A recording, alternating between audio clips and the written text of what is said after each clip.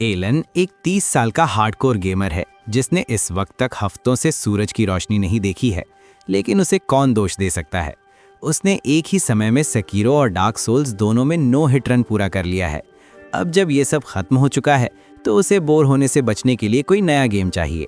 GTA 6 अभी तक release नहीं हुआ है, इसलिए वो टाइम पास के लिए कोई और गेम ढूंढने के लिए इंटरनेट खंगालने लगता है। और तभी उसकी नज़र एक ऐसे गेम पर पड़ती है जो कभी ख़त्म ही नहीं होता।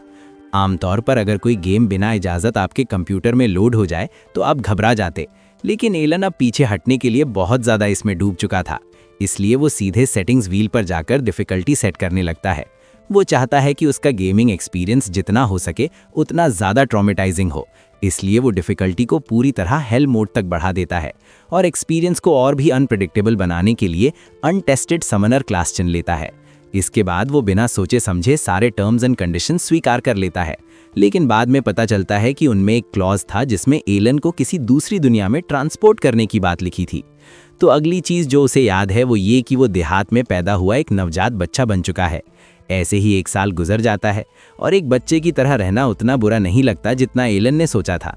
उसे ना तो काम करना पड़ता है और ना ही कोई बिल भरना पड़ता है, और उसके पास अच्छे प्यार करने वाले माता पिता हैं जो उसकी देखभाल करते हैं। उसके पिता का नाम रोडन है और उसकी माँ का नाम थ्रिया है, और वे एक बहुत ही प्यारा जोड़ा लगते हैं। लेकिन इस बात को देखते हुए कि एलन ने गेम को हेल मोड पर सेट किया है, मुमकिन है कि जल्दी या देर से उन्हें भी वेन फैमिली जैसा ट्रीटमेंट मिलने वाला हो। जब एलन को रात में सुला दिया जाता है तो वो अपने हाथ ऊपर उठाता है और जितने भी की फ्रेज उसे पता है उन्हें आजमाने लगता है ताकि कोई स्टेटस स्क्रीन खुल सके, क्योंकि भले ही वो एक समनर होना चाहिए, उसे बिल्कुल नहीं पता कि समनिंग असल में काम कैसे करती है। वो सोने से पहले एक आखिरी बार कोशिश करने का फैसला करता है और इस बार सच में कुछ दिखाई देता है, लेकिन वो एलन को इतना डरा देता है कि वो चीख पड़ता है और उसके माता पिता आवाज़ सुनते ही दौड़ते हुए उसके कमरे में आ जाते हैं। इसलिए उसे फिलहाल उस किताब को छिपाना पड़ता है। ये पक्का करने के बाद कि एलन ठीक है, उसके माता पिता उसके कमरे से चले जाते हैं। जैसे ही वे जाते हैं, एलन फिर से अपनी किताब निकाल लेता है। आखिरकार पूरे 1 साल की कोशिश के बाद अपने स्टैट्स देखकर उसे बहुत राहत मिलती है, और जैसा कि उम्मीद थी, एक साल के समनर के लिए उसके स्टैट्स वैसे ही हैं।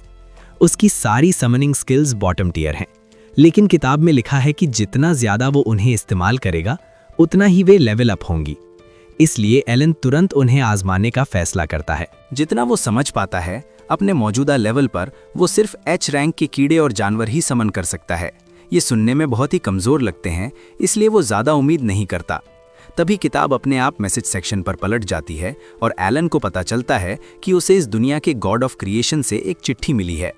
भगवान मूल रूप से स्टेटस बुक बनाने में हुई देरी के लिए माफ़ी मांगते हैं, लेकिन क्योंकि समनर क्लास अभी डेवलपमेंट में थी, इसलिए उसे पूरा करने के लिए उन्हें पूरे 1 साल का पेपर वर्क करना पड़ा। एलन को इस माफ़ी से ज़्यादा फर्क नहीं पड़ता, लेकिन अगर गॉड की डेव टीम को समनर क्लास जल्दी में पूरी करनी पड़ी है तो उसमें कुछ बग ज़रूर होंगे जिन्हें वो एक्सप्लॉइट कर सकता है। इसलिए वो इसे टेस्ट करने के लिए काफ़ी उत्साहित है। वो सबसे पहले एक कीड़ा समन करना चाहता है, लेकिन जल्दी ही उसे एहसास होता है कि उसे अपनी समनिंग एबिलिटी को एक्टिवेट करना ही नहीं आता। आमतौर पर वो ऐसे मामलों में सबरेडिट देखता या कोई ट्यूटोरियल वीडियो देख लेता, लेकिन यहाँ उसके पास इंटरनेट नहीं है, इसलिए उसे खुद ही तरीका निकालना होगा। वो कुछ मिनट सोचता है और आखिरकार समझ जाता है कि उसे पहले एक इंसेक्ट स्किल कार्ड बनाना होगा। वो कोशिश करता है और ये बिल्कुल सही तरीके से काम कर जाता है। अब वो आखिरकार अपने कीड़े को समन कर सकता है, लेकिन इससे पहले कि वो ऐसा करे, उसकी माँ फिर से उसे देखने आ जाती है। इसलिए एलन को फिर से सोने का नाटक करना पड़ता है। अगली सुबह जब उसके माता पिता अपने रोज़मर्रा के कामों में व्यस्त होते हैं, एलन अपनी ग्रिमॉयर खोलता है और आखिरकार टिड्डे को समन करता है। कमरे में तेज़ रोशनी भर जाती है और शुरुआत में एलन उसकी खूबसूरती देखकर मंत्रमुग्ध हो जाता है, लेकिन तभी एक विशाल टिड्डा उड़ते हुए सीधे उसके चेहरे पर आ जाता है और वो घबरा जाता है। थोड़ी देर बाद उसे एहसास होता है कि यही वो टिड्डा है जिसे उसने समन किया था। वो उसे निर्देश देने की कोशिश करता है, लेकिन पता चलता है कि भले ही वो एक समन हो, उसकी बुद्धि अभी भी सिर्फ टिड्डे जितनी ही है। इसलिए वो एलन की एक भी बात नहीं समझ पाता। अच्छी बात यह है कि टिड्डे को समन करने से एलन की एजिलिटी और एंड्योरेंस स्टैट्स बढ़ जाती हैं, जिससे वो काफ़ी खुश हो जाता है।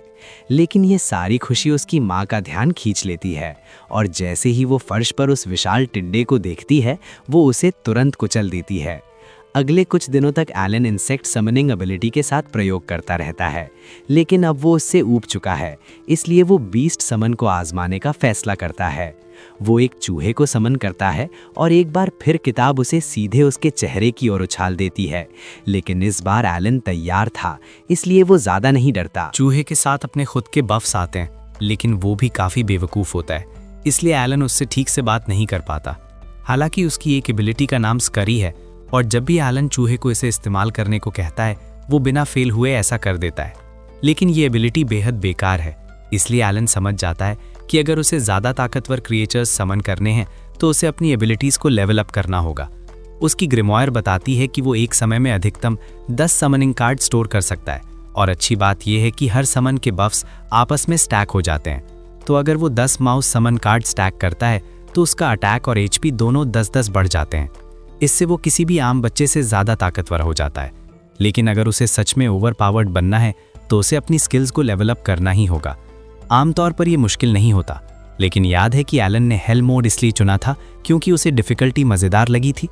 अब लेवल अप करने के लिए उसे सामान्य से 100 गुना ज़्यादा एक्सपीरियंस चाहिए, यानी उसे बहुत लंबे समय तक ग्राइंड करना पड़ेगा। तभी रोडन शिकार से वापस लौटता है और वो पूरी तरह खून से लथपथ होता है। लेकिन घबराने की बात नहीं है, क्योंकि वो खून उसका नहीं होता। वो समझाता है कि उसने गांव के दूसरे आदमियों के साथ मिलकर एक ग्रेट बोर का शिकार किया है, और ये सुनकर एलन काफ़ी दिलचस्पी दिखाता है। तो रोडन उससे पूछता है कि क्या वो उसे देखने जाना चाहेगा। एलन उत्साह से हाँ कह देता है। इसके बाद रोडन उसे अपनी गर्दन पर बैठा लेता है और उसे शिकार वाली जगह की ओर ले जाने लगता है। ये पहली बार है जब एलन को असल में बाहर की दुनिया देखने को मिल रहा है, इसलिए वो हर नए नज़ारे का मज़ा ले रहा होता है। लेकिन सुअर तक पहुंचने में उसे जितना समय लगेगा, एलन ने उतना सोचा नहीं था। रास्ते में ही वो रोडन की बाहों में सो जाता है। जब वे शिकार वाली जगह पहुंचते हैं तो रोडन एलन को जगाता है ताकि उसे सुअर दिखा सके, और एलन ये देखकर दंग रह जाता है क्योंकि वो सुअर वाकई में बेहद विशाल होता है। उसे तो समझ ही नहीं आता कि रोडन ने आखिर इसे गिराया कैसे होगा। कुछ ही पलों बाद पास के गांव वाले देख लेते हैं कि रोडन वापस आ गया है। सभी लोग उसके लिए तालियां बजाने और जयकार करने लगते हैं, क्योंकि आज का MVP वही होता है। एलन पूछता है कि क्या ग्रेट बोअर वाकई इतना ताकतवर होता है। तब गर्टा समझाती है कि एक C रैंक मॉन्स्टर है और आमतौर पर इसे मारने के लिए कम से कम 20 लोगों की ज़रूरत पड़ती है, इसलिए ये काफ़ी खतरनाक होते हैं। ये जानकारी एलन के लिए बहुत काम की होती है, क्योंकि इससे उसे अलग अलग रैंक्स के बीच की ताकत का अंदाज़ा मिल जाता है। लेकिन किसी भी हाई रैंक मॉन्स्टर को समन करने से पहले एलन को लेवल अप करने के लिए ढेर सारा XP ग्राइंड करना होगा। लगातार 10 महीनों की कड़ी ग्राइंडिंग के बाद एलन आखिरकार लेवल 2 का समनर बन जाता है। इस लेवल अप के साथ उसे कई शानदार फायदे मिलते हैं, जैसे उसके सभी स्टैट्स में बढ़ोतरी और G रैंक क्रीचर्स को समन करने और उन्हें फ्यूज़ करने की क्षमता। लेकिन ऐसा करने के लिए बहुत ज़्यादा MP की ज़रूरत होती है, इसलिए एलन जल्दी अपना खाना खाता है ताकि थोड़ा माना रिकवर कर सके, और फिर अपने कमरे में वापस जाकर इसे आजमाने जाता है। दुर्भाग्य से जब वो अपनी ग्रिमॉयर खोलता है तो उसमें लिखा आता है कि उसके पास अभी भी समन्स को फ्यूज़ करने के लिए पर्याप्त माना नहीं है, क्योंकि उसका मैक्स MP बहुत कम है। तो साफ है कि कुछ नया करने से पहले उसे और भी ज़्यादा ग्राइंडिंग करनी पड़ेगी। जब तक एलन 3 साल का होता है तब तक वो आखिरकार अपने MP स्टैट्स को इतना बढ़ा लेता है कि अपनी लेवल 2 स्किल का इस्तेमाल कर सके। फ्यूजन सेक्शन की मदद से वो एक G रैंक पक्षी बनाता है, जिसका नाम वो चैपी रखता है। चैपी की मुख्य स्किल वॉइस मिमिक है, यानी वो किसी भी आवाज़ की बिल्कुल सही नकल कर सकता है, जिससे वो दुश्मनों को भटकाने के लिए एकदम परफेक्ट बन जाता है। एलन एक मेंढक और एक छछूंदर को भी समन कर पाता है। मेंढक की एकमात्र क्षमता बस उछलना कूदना और चमकना होती है ताकि ध्यान भटकाया जा सके, लेकिन छछूंदर काफ़ी एक्टिव होता है और कुछ ही सेकंड्स में एक बड़ा गड्ढा खोद सकता है। G रैंक मॉन्स्टर्स की स्किल्स H रैंक की तुलना में कहीं ज़्यादा उपयोगी होती हैं, इसलिए एलन अब इस दुनिया के गेमिंग एक्सपीरियंस का मज़ा लेने लगता है। लेकिन फिर भी उसे असल में किसी से लड़ने लायक ताकतवर बनने में अभी बहुत समय लगेगा। और लड़ाई की बात ही चल रही है तो गर्टा की बेटी करीना एलन को ढूंढने आती है, क्योंकि वो उसके साथ खेलना चाहती है। लेकिन करीना के लिए खेलने का मतलब उसे द्वंद्व के लिए चुनौती देना होता है। आमतौर पर यह कोई समस्या नहीं होती, लेकिन वो एलन के मुकाबले बहुत ज्यादा ताकतवर होती है। एलन अपने समन बफ्स के साथ पूरी ताकत लगा देता है, बस थोड़ा सा मौका पाने के लिए, लेकिन फिर भी वो उसके सामने टिक नहीं पाता।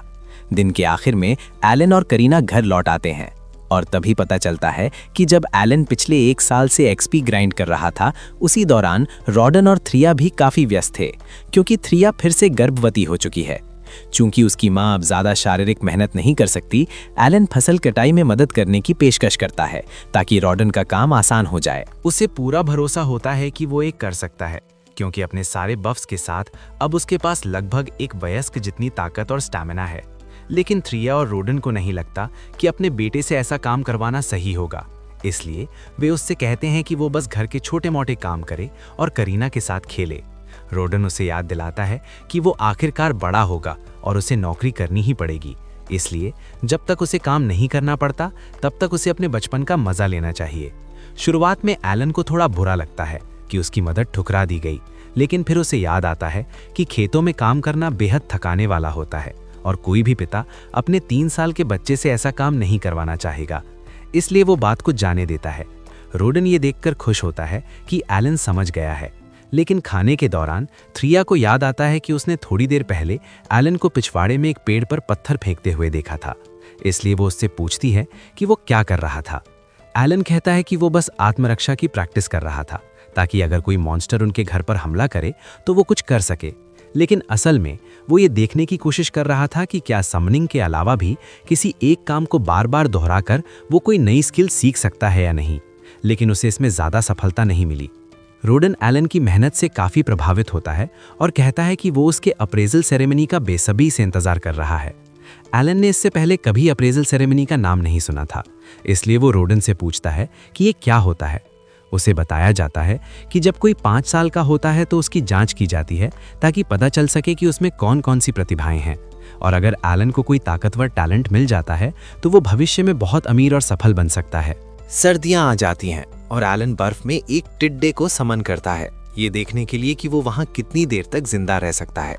वो पूरा 1 दिन वहां टिक जाता है, जिससे एलन काफी संतुष्ट हो जाता है, लेकिन ये संतुष्टि ज्यादा देर तक नहीं टिकती, क्योंकि करीना बाहर आ जाती है और उससे फिर से लड़ने को कहने लगती है। हैरानी की बात नहीं कि एलन फिर से बुरी तरह हार जाता है, लेकिन करीना के साथ लड़ते वक्त एलन पूरी तरह भूल जाता है कि उसने एक टिड्डा समन किया हुआ है। वो टिड्डा रेंगता हुआ थ्रिया के पैर पर चढ़ जाता है, जिससे वो इतनी डर जाती है कि फिसलकर गिर पड़ती है, और गर्भवती महिला का गिरना बहुत बड़ी बात होती है। रोडन दौड़कर उसके पास आता है और थ्रिया कहती है कि वो ठीक है, लेकिन असल में ऐसा नहीं होता, क्योंकि उस गिरने से उसे प्रसव पीड़ा शुरू हो जाती है, मतलब बच्चा आज ही आने वाला है, चाहे वे चाहें या नहीं। रोडन करीना से कहता है कि वो उसकी मां को बुलाने जाए। जब वो आ जाती है तो वो थ्रिया को डिलीवरी में मदद करती है, और सुबह होते होते परिवार में एक नया लड़का जन्म लेता है। सभी लोग बहुत खुश होते हैं, लेकिन एलन को समझ नहीं आता कि उसे कैसा महसूस करना चाहिए।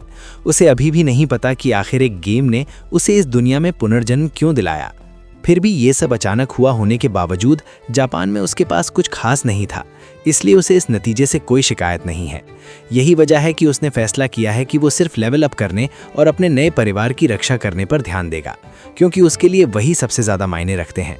यहीं पर एपिसोड 1 खत्म होता है। जब बसंत का मौसम आने लगता है तो एलन को पता होता है कि उसका मूल्यांकन समारोह यानी अप्रेजल सेरेमनी अब पास है, इसलिए वो अपने पिता से पूछता है कि ये असल में कैसा होता है। उसके पिता बताते हैं कि हर बच्चे को 5 साल की उम्र पूरी करते ही ये प्रक्रिया झेलनी पड़ती है, और अगर एलन को कोई दुर्लभ या ऊंचे दर्जे का कौशल मिल जाता है तो उसे एलीट रास्ते पर जाने का मौका मिल सकता है। लेकिन ये आसान नहीं होगा।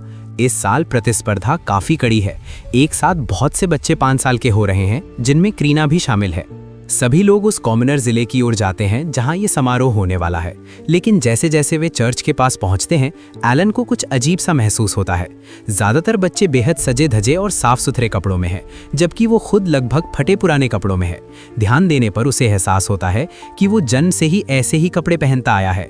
अगर इससे कुछ समझ में आता है तो उसका परिवार समाज में काफी नीचे दर्जे पर है, फिर भी उसे इससे खास फर्क नहीं पड़ता। जब वे चर्च पहुंचते हैं तो सभी लोग उसके सामने इकट्ठा हो जाते हैं। कुछ पुजारी बाहर आते हैं और एलन सुनता है कि भीड़ में कुछ लोग गरीब परिवारों का मजाक उड़ा रहे हैं, लेकिन पुजारी ये बिल्कुल बर्दाश्त नहीं करते। वे तुरंत सबको चुप करा देते हैं और याद दिलाते हैं कि दैवी आशीर्वाद किसी के साथ भेदभाव नहीं करता, यहाँ तक कि किसी कंगाल किसान के बच्चे को भी एक पौराणिक कौशल मिल सकता है। इसके बाद वे सभी को अंदर ले जाते हैं, जहाँ असली समारोह होता है। जैसे ही एलन अंदर कदम रखता है, वो वेदी के पास खड़ी 3 विशाल मूर्तियां देखता है। ये शायद इस दुनिया में पूजे जाने वाले देवताओं का प्रतिनिधित्व करती हैं। उनमें से एक है एल्मिया, सृजन की देवी। सोचने पर उसे याद आता है कि एल्मी वही देवी है जिसने समनर क्लास के विकास की देरी के लिए उसे माफी का संदेश भेजा था। सबसे पहले मूल्यांकन के लिए पालोमा आता है, जो गांव के मुखिया का बेटा है।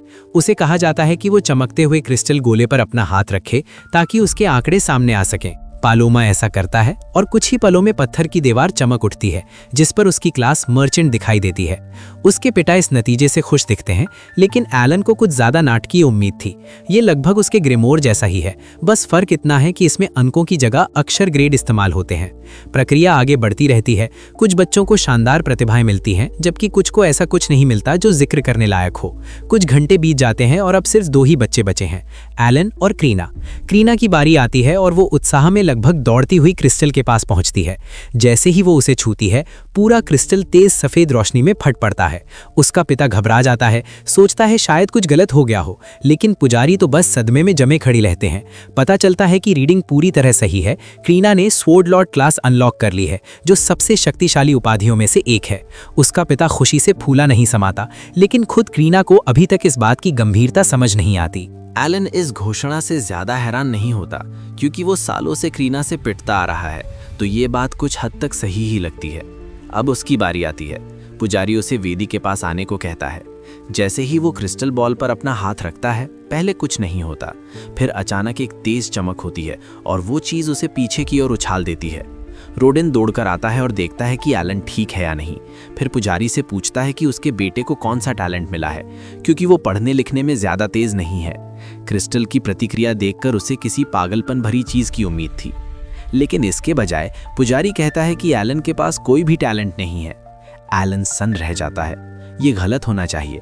उसे पक्का पता है कि उसके पास एक स्किल है, लेकिन जब वो बोर्ड की ओर देखता है तो वही बात पुष्टि हो जाती है।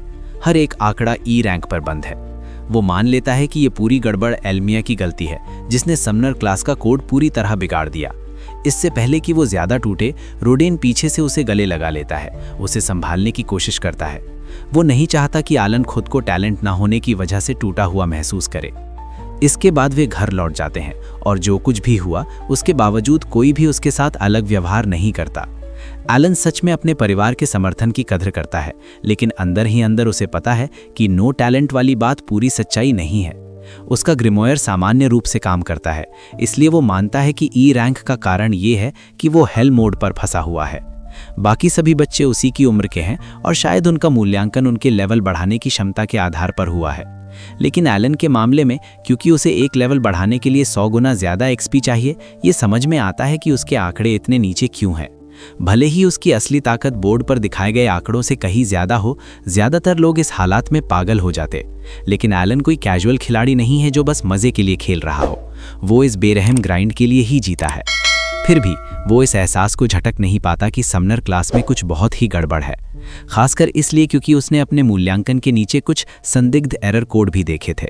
वो पहले से ही डेवलपर टीम को ढेर सारी शिकायतें भेजने की योजना बना रहा है। अगले दिन एलन अपने परिवार के साथ क्रीना के घर जाता है, लेकिन रास्ते में ही उसे कुछ अजीब महसूस होने लगता है। उसके पिता का व्यवहार बदला बदला सा है। क्रीना के घर पर हर कोई उसकी स्वॉडल बनने की खुशी में जश्न मनाने के मूड में है, लेकिन रोडेन अब भी ऐसे लग रहा है जैसे उसके मुंह में नींबू दबा हो। जेरेडा साफ कह देती है कि जब तक रोडेन ये रवैया नहीं छोड़ता, वो जश्न में शामिल नहीं होगी। पहले तो एलन सोचता है कि शायद उसके पिता को क्रीना के खास बनने से जलन हो रही है, लेकिन वो ऐसा इंसान नहीं है। रोडेन इतना छोटा दिल नहीं रखता, तो जो भी उसे परेशान कर रहा है वो जरूर कुछ कह रहा है। दोनों के बीच कुछ देर तक बहस चलती रहती है। तभी गेर्टा अचानक कह देती है कि बैठने से ठीक पहले रोडेन ने दोनों परिवारों के रिश्ते तोड़ने की बात कही थी। रोडेन अपनी बात पर कायम रहता है और समझाता है कि अब जब क्रीना एक स्वॉर्ड लॉर्ड बन चुकी है, तो उसके पास इस छोटे से पिछड़े कस्बे से निकलने का लगभग पक्का रास्ता है। अगर सब कुछ ठीक रहा तो वो शायद बिना किसी सीमा के और भी ऊपर उठ सकती है। और अगर ऐसा हुआ तो रोडेन जैसे कंगाल परिवार से जुड़े रहना उसे नीचे ही खींच सकता है। इस पर गेर्टा पलटकर चिल्लाता है कि उसे हैसियत या उस तरह की किसी बकवास से कोई मतलब नहीं है, लेकिन रोडेन अपनी बात पर अड़ा रहता है। कहता है कि वो सिर्फ क्रेना के भले के लिए ही ऐसा कर रहा है। बहस फिर से गर्मा जाती है, लेकिन आखिरकार उनकी पत्नियां बीच में आ जाती हैं और हालात बिगड़ने से पहले ही दोनों को अलग कर देती हैं। एलन को ये देखकर थोड़ा अजीब लगता है कि सब लोग इस लड़ाई को इतनी शांति से ले रहे हैं, तो वो चुपचाप गेर्टा की पत्नी से पूछता है कि क्या ऐसा अक्सर होता है। वो बस हंसती है और कहती है, हाँ, पहले तो ये हर समय होता था, लेकिन बाद में ये हमेशा सुलह कर लेते थे। पता चलता है कि चारों एक दूसरे के बहुत करीब हैं, बचपन से उसी गांव में जन्मे और पले बढ़े। करीब 10 साल पहले जब एक नई बस्ती बसाने की खबर आई थी तो वे सब साथ कूद पड़े और नींव रखने में मदद की। उसी दौरान जेरेडा और रोडेन के बीच गहरी दोस्ती हो गई। ये सब याद करके उन्हें एहसास होता है कि ये झगड़ा कितना बेवकूफ़ाना है। थोड़ी ही देर बाद खबर आती है कि नाइट ऑर्डर ने क्रिना में दिलचस्पी दिखानी शुरू कर दी है और वे रास्ते में हैं। एलन समझ जाता है कि उसके स्वॉर्ड लॉर्ड क्लास की खबर जंगल की आग की तरह फैल गई होगी। ये अच्छी बात है, क्योंकि आखिरकार उसे वो पहचान मिल रही है जिसकी वो हकदार है। लेकिन जेरेडा फिर भी थोड़ी बेचैन लगती है, क्योंकि क्रिना अभी इतनी छोटी है कि नाइटहुड के लिए नाम लिखवाए। तभी अचानक मूल्यांकन समारोह का एक बच्चा, जिसे ठीक ठाक टैलेंट मिला था, आकर बकवास करने लगता है। वो एलन के पास आता है और कहता है कि वो यहाँ का नहीं है। उसे टैलेंटलेस रिजेक्ट कहकर नीचा दिखाता है, लेकिन एलन को ज़रा भी फर्क नहीं पड़ता। उसके पास अब भी अपने समनर पावर हैं, तो इस हारने वाले की राय कोई मायने नहीं रखती। मगर क्रिना ये बर्दाश्त नहीं करती। कोई भी उसके सबसे अच्छे दोस्त के बारे में गंदी बात नहीं करेगा। वो आगे बढ़ती है और उस लड़के को पीछे हटने को कहती है। लगभग उसकी उंगली काट ही देती है, इससे पहले कि गेर्टा फुर्ती से बीच में आकर उसे खींच ले। इसके तुरंत बाद गांव का मुखिया घोषणा करता है कि नाइट ऑर्डर आखिरकार पहुंच चुका है। पूरा इलाका जगमगा उठता है, क्योंकि यहाँ किसी को भी असली शूरवीरों को करीब से देखने का मौका नहीं मिलता। मुखिया फिर गेर्टा और क्रिना को नाइट कैप्टन से मिलने के लिए बुलाता है। क्रिना उत्साह से कांप रही होती है, क्योंकि वो हमेशा से नाइट बनने का सपना देखती आई है। कैप्टन से आमने सामने मिलना उसके लिए किसी अंतिम इच्छा के पूरे होने जैसा है। एलन सोचने लगता है कि क्या नाइट्स क्रिना को ट्रेनिंग के लिए राजधानी ले जाने वाले हैं, लेकिन इससे पहले कि नाइट कैप्टन कुछ कहे, गेर्टा बीच में कूद पड़ता है और कहता है कि वो इसकी इजाज़त नहीं दे सकता, क्योंकि वो अभी सिर्फ एक बच्ची है। कैप्टन कंधे उचका देता है और कहता है कि उम्र मायने नहीं रखती। अगर वो सच में स्वॉर्ड लॉर्ड है तो ट्रेनिंग संभालने में पूरी तरह सक्षम होनी चाहिए। कोई समस्या नहीं है, जब तक कि उन्होंने ये सब गढ़ा ना हो और नाइट ऑर्डर को धोखा देने के लिए झूठ ना बोला हो। गेर्टा तुरंत इनकार करता है, कसम खाकर कहता है कि वो सच बोल रहा है, लेकिन तब तक बहुत देर हो चुकी होती है। कैप्टन अपना मन बना चुका होता है। वो अपने वाइस कैप्टन को यहीं अभी के अभी द्वंद्व में क्रिना की परीक्षा लेने का आदेश देता है, और बिना एक पल की हिचक के वो आदमी मान भी जाता है। गेर्टा कैप्टन से गुहार लगाता है कि वो दोबारा सोचे। वो अपनी बेटी की जान किसी टेस्ट के लिए खतरे में नहीं डालना चाहता, लेकिन कैप्टन साफ कर देता है कि अगर क्रिना ने लड़ने से मना किया तो वही इस बात का सबूत माना जाएगा कि वो एक धोखेबाज है, और अगर ऐसा हुआ तो सिर्फ वही नहीं बल्कि उसका पूरा परिवार मौत के घाट उतार दिया जाएगा। एक शूरवीर उसे तलवार थमा देता है। कोई भी सामान्य 5 साल का बच्चा इस वक्त कांप रहा होता, लेकिन क्रिना नहीं। जैसे ही उसे एहसास होता है कि उसे असली हथियार चलाने का मौका मिल रहा है, वो बिना किसी हिचक के द्वंद्व स्वीकार कर लेती है। भीड़ हट जाती है और लड़ाई शुरू होती है। लीब्रैंड आगे बढ़कर उसका सामना करता है और क्रिना 1 सेकंड भी गवाए बिना पूरी रफ्तार से झपट्टा मारती है। एक नज़र में ही साफ है कि वो अपनी ही कद से दोगुनी तलवार को ऐसे घुमा रही है जैसे वो कागज़ की बनी हो। वो सच में लायरन के साथ कदम मिला पा रही है, उसे पूरी तरह सतर्क रहने पर मजबूर कर रही है। हालांकि वो अभी भी उसे ज़्यादा परेशानी के बिना संभाल रहा है। नाइट कैप्टन ठंडी निगाह से ये सब देखता रहता है। साफ तौर पर अब तक प्रभावित नहीं हुआ है, लेकिन तभी क्रिना लाइब्रान के एक हमले को पूरी तरह रोक लेती है और पलटवार के लिए तैयार होती है। इससे पहले कि वो वार कर पाए, लाइब्रान अपना पैर मारता है और उसे उछालकर सड़क के पार दीवार में दे मारता है। गियो ये देखकर बेकाबू हो जाता है। जैसे ही वो अपनी बेटी को इस तरह उछलते हुए देखता है, वो दौड़ पड़ता है, लेकिन शूरवीर उसे जमीन पर पटक कर दबा देते हैं। एलन और रॉडिन मदद करने की कोशिश करते हैं, मगर उन्हें भी धकेलकर गिरा दिया जाता है। आलेन को यकीन नहीं होता कि वो क्या देख रहा है। ये गलत है। क्रिना स्वॉर्ड लॉर्ड हो या न हो, वो अब भी एक बच्ची है और जिसके खिलाफ वो लड़ रही है वो सालों के युद्ध अनुभव वाला एक वयस्क शूरवीर है। लेकिन तभी कुछ बदलता है। कृणा उठने लगती है और उसके आसपास की हवा कांपने लगती है। उसके शरीर से एक भारी खतरनाक दबाव निकल रहा होता है। वो एक शब्द भी नहीं कहती, बस वहां खड़ी रहती है, शुद्ध डर फैलाती हुई। बिना एक पल गंवाए कृणा फिर से पूरी ताकत के साथ हमला करती है, बिल्कुल हीट सीकिंग मिसाइल की तरह सीधी निशाने पर। इस बार लीब्रांड के पास कोई मौका नहीं होता।